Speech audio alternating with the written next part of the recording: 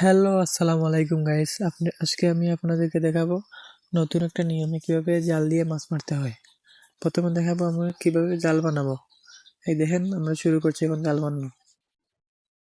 এখন আমরা কাজ শুরু করছি, ততক্ষণ আপনারা আমাদের পাশেই থাকুন।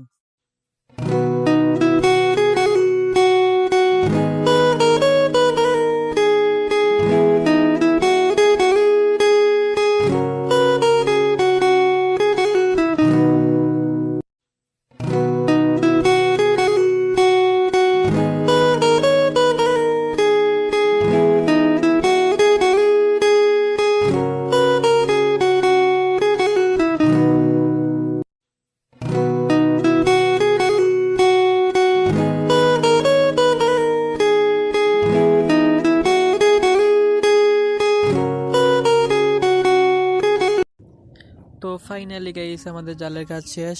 তো কেমন হয়েছে আপনারা কমেন্ট করে জানাবেন।